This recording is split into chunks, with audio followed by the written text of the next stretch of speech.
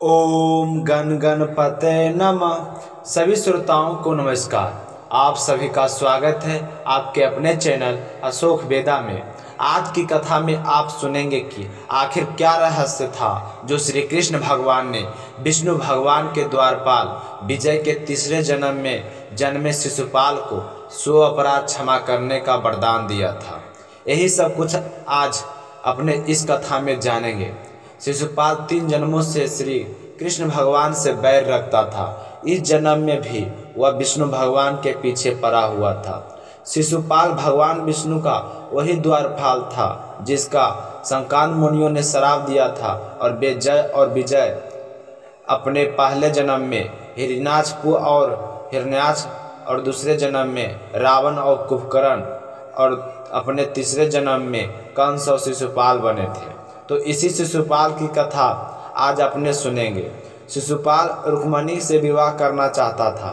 रुक्मणी के भाई रुक्म का परम मित्र था।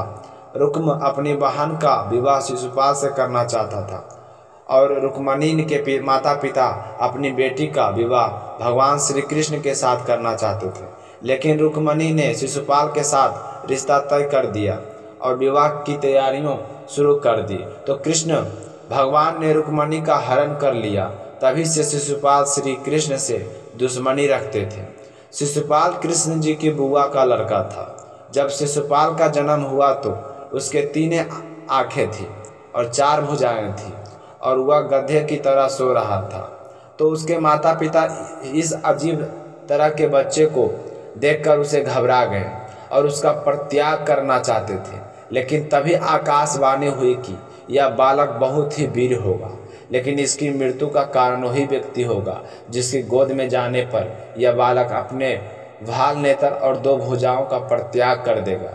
तो इस आकाशवाणी को सुनकर और उनके जन्म के विषय में जानकर अनेक वीर राजा उसे देखने के लिए आए। तो सभी वीरों और राजाओं ने आने के बाद में शिशुपाल के पिताजी ने बारी बारी सबको अपने बालक का गोद में दे दिया, तो उसका कुछ भी नहीं बिगड़ा।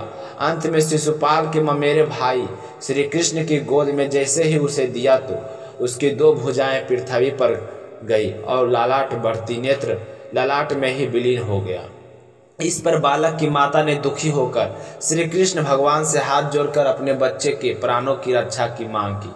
तो श्री कृष्ण भगवान ने कहा कि मैं इसके 100 अपराध क्षमा करूंगा, यह मैं आपको वचन देता हूँ। तो आगे चलकर शिशुपाल ने अनेक बार श्री कृष्ण को अपमानित किया और गालियाँ दी, लेकिन कृष्ण जी ने हर बार उन्हें क्षमा कर दी है। एक बार की बात है, जरास का वध करने के लिए भगवान श्री कृष्ण अर्जुन और भीम इंद्र प्रस्ताव लौटाए। तब धर्मराज युधिष्ठिर ने राजस यज्ञ की तैयारी करवा रही थी।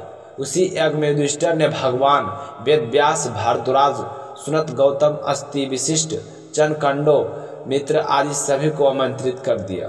इसके बाद साथ साथ सभी देशों के राजा धीराज को भी बुलाया गया।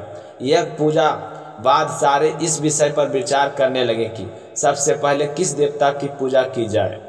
तो सहदेव जी उठकर बोले कि श्री कृष्ण की सभी देव हैं जिन्हें ब्रह्मा और शंकर जी भी पूजते हैं।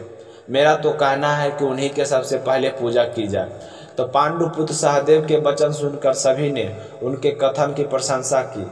विषम पितामह ने भी स्वयं अनुमोदन करते हुए सहदेव का समर्थन किया। तब धर्मराज युधिष्ठिर ने सशोक्त विधि से भगवान श्री कृष्ण का पूजा करना प्रारंभ कर दिए। इस कार्य से चेतीराज शिशुपाल अपने आसन में से उठकर खड़े हुए और बोले कि हे सभासदों, मुझे तो ऐसा प्रतीत हो रहा है कि काल व सभी के मति मारी गई है। क्या इस बालक सहदेव से अधिक बुद्धिमान व्यक्ति सभा में नहीं है, जो हर आदमी इस बालक की हाँ में हाँ मिला रहा है और इस अयोग्य व्यक्ति की पूजा स्वीकार कर ली गई है? क्या इस कृष्ण से आयु, बल तथा बुद्धि में कोई भी बड़ा नहीं है? इस गाय चराने वाले ग्वाले के समान यहाँ कोई और नहीं है? कभी आपने देखा है कि कौवा हवि स्नान ले सकता है? क्या गिद्दर सिंह का भाग प्राप्त कर सकता है? ना कोई कुल, ना इसकी कोई जाति, ना इसका कोई वर्ण। राजा यताति के श्राप के कारण राजवंश होने इस यदुवंश को कैसे ही निकाल रखा है। यह जरास के डर से मथुरा त्याग कर समुद्र में जा छिपा। यहाँ किस प्रकार अगर पूजा पाने का अधिकार है, आप मुझे बताने की कृपा करेंगे।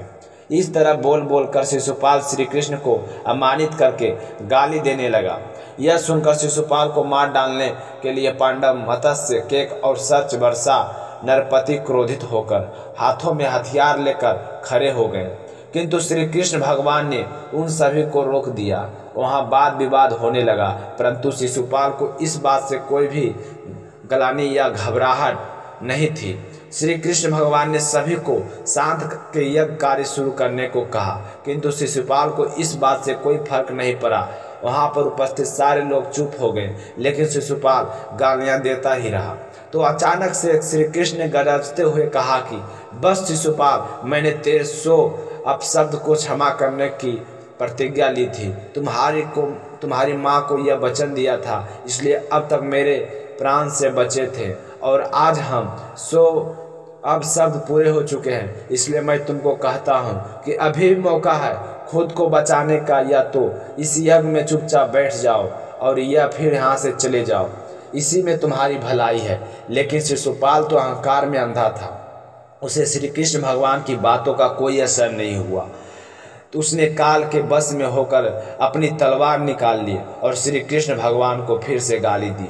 तो जैसे ही शिशुपाल ने गाली दी थी, उसके मुख से अपशब्द निकलते ही श्री कृष्ण भगवान ने अपना सुदर्शन चक्र चला दिया और पलक झपकते ही शिशुपाल का सिर कटकर गिर गया, और फिर उसके शरीर से एक ज्योति निकलकर भगवान श्री कृष्ण के भीतर समा गई। यही वजह थी भगवान श्री कृष्ण के 100 अपराध क्षमा करने की प्रतिज्ञा ली थी।